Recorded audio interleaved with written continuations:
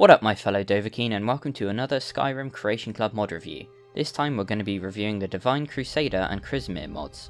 Divine Crusader costs 500 credits, which is roughly £3 or $4 American, and Chrysamere costs 300 credits, which is roughly £2 or $3 American. We are going to have a look at all these mods have to offer in terms of content, aesthetics, and how fun they are to use, and at the end of the video I will give them both a rating out of 5 and let you know if you should spend your hard-earned real-life septims on the mods. Let's start with the Divine Crusader. Now you too can wield the powerful equipment of the Divine Crusader, Pelinal Whitestrake, once reserved only for the revered Knights of the Nine, created by Matty743. Creation features 2 sets of armor and 2 weapons and is obtained through a quest. When you first load up the game after downloading the mod, you will get a quest called Relics of the Crusader, telling you, bandits have stolen the fabled relics of the Crusader, I should find and reclaim them. The quest will take us to Four Skull Lookout, where you will find a group of bandits.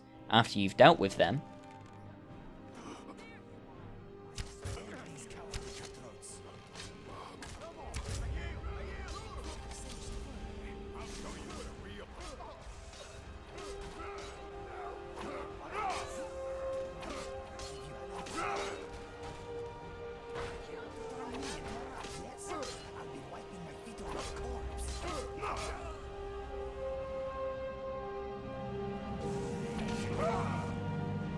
you can go ahead and loot the light reforged armor of the Crusader and the sword of the Crusader from one of the bandits, and the heavy reforged armor of the Crusader and the mace of the Crusader from the other, completing the quest. The reforged version is the light armor variant, which, without considering enchantments, has a base armor rating of 103, which is the same as glass armor. However, an enchantment on the Curious gives you a 10% armor bonus, increasing the base armor rating to 113, which is actually higher than dragon scale armor. Along with all the other enchantments, this makes it an incredibly powerful armor set. The helmet's enchantments make illusion spells cost 10% less to cast, restoration spells cost 8% less to cast, and prices are 8% better. The gauntlet's enchantments make restoration spells cost 8% less to cast and increases disease resistance by 50%. The Curious's enchantments give you a 10% armor bonus, 10% reduced damage from undead whilst wearing the match set, and increases your health by 10 points, and restoration spells cost another 8% less to cast, and the boots finally have the restoration spells cost 8% less to cast enchantment. So these enchantments make this armor a perfect choice for anyone using a warrior priest or vigilant of Stendar build, or you could even pretend to be the Elder Scrolls version of Bishop Hagemund from the TV show Vikings. And the Fastened Shield has no enchantments, however the shield is fastened to your back and doesn't work like a normal shield. When you equip it and draw your weapons, it will stay on your back, keeping both your left and right hand free for dual wielding or a two-handed weapon. I personally think this is a brilliant idea and doesn't break immersion at all. If anything, it adds to the immersion, because you realistically could do this and it adds extra protection in case someone fires an arrow at your back, but most importantly it's very aesthetically pleasing. Next up, we have the heavy armor variant, which without considering enchantments has a base armor of 128, which is the same as ebony armor, and alongside the light armor version, the enchantment on the Curious gives you a 10% armor bonus, which increases the base armor rating up to 140, which is actually higher than dragonplate armor, but not quite as high as Daedric armor, which has a base rating of 144. The enchantments are the same as the light armor on all pieces apart from the shield, which while blocking creates a ward that protects against spells for up to 40 points. This is a genuinely really useful enchantment that I found extremely useful whilst testing out the armor for this video.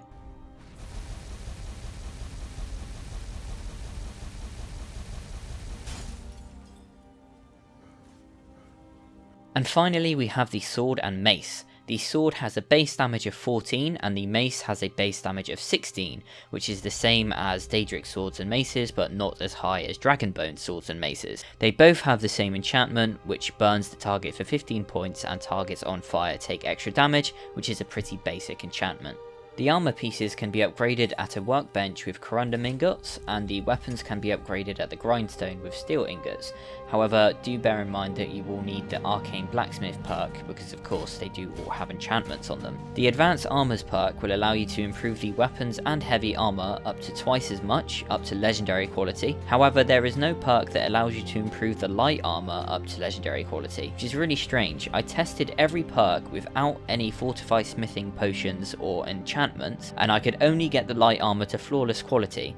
The only way I could get it to legendary was by using fortify smithing enchantments and potions, which is really annoying, and I hope it's something they update the creation with so that the advanced armor perks also allows you to upgrade the light armor variant to legendary quality without having to use potions and smithing enchantments, and just make it so that the perk allows you to upgrade it to legendary. Now let's talk about the lore behind this mod. The armor is a recreation of the relics of the Crusader armor set from the Elder Scrolls Oblivion, which you obtain through the Knights of the Nine questline. It was also available as light or heavy, and was imbued with the powers of the Nine Divines, with enchantments that gave you 5% shield when wearing the full set, and fortified your personality, restoration and health, and increased your resistance to normal weapons and disease. And similarly to the shield in this mod, the shield from Oblivion gave you a spell reflection enchantment. The armor itself looks fantastic and looks very similar to its inspiration from Oblivion.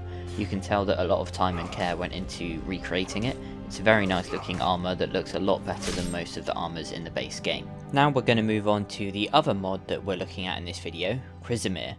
Known as the Paladin's Blade from the Sword of Heroes, this legendary claymore is imbued with powerful magic, like fire resistance, spell absorption and devastating damage.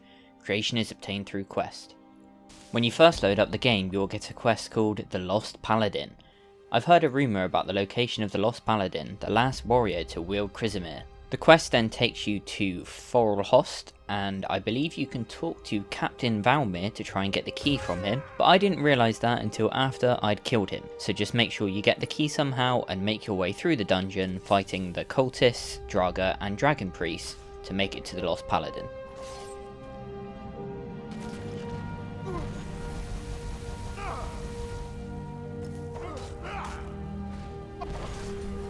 Once you've found the Lost Paladin, take care of him,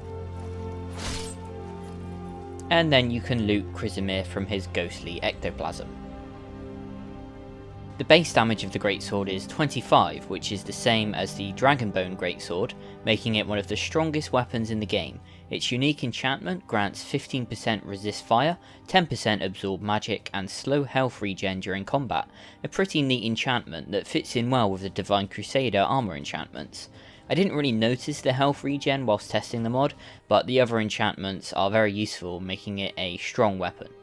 Chrysamere has been owned by various individuals in the Elder Scrolls series, most recently in Morrowind through the Knight of the Imperial Dragon quests. It gave the wielder health, protected them from fire, reflects spells cast against the wielder back to the caster. However, seldom has Chrysamere been wielded by any bladesman for any length of time, for it chooses not to favour one champion. It looks awesome, and again the look of the Greatsword fits in really well with the Divine Crusader armour. It features a very nice looking gem in the hilt, and looks much better than most of the Greatswords in the base game of Skyrim. It does look a little bit clean, it looks a bit simple, but it's still quite aesthetically pleasing. So that's both of the mods scrutinised now, so it's time to give them a rating. I'm going to give the Divine Crusader 3 stars out of 5. The armour itself looks great and it has some unique and interesting features, especially the fastened light armour shield. However, the quest is simple and not very interesting.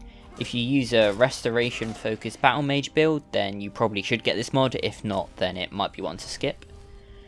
I'm going to give Chrysamere 2 out of 5, and this is because the sword looks great and it has an interesting enchantment. However, it's not that unique, and when you compare it to, say, the Ruins Edge mod, it just looks a bit bland and boring. The quest itself is interesting, however you go through a dungeon that was already in the base game, so you can't really credit that to the mod because it's not part of it. And again, if you're using a restoration focused battle mage that specifically uses two-handed weapons, then maybe get it, but if not, then I wouldn't bother. So that takes us to the end of the video. Thank you so much for watching. I really hope you enjoyed the video, and thanks for sticking around to the end. If you did like it, leave a like and hit subscribe. If you really liked it, then hit the notifications bell button to the right of the subscribe button to be notified every time I upload a new video. I'll see you in the next one, and may the road lead you to warm sands.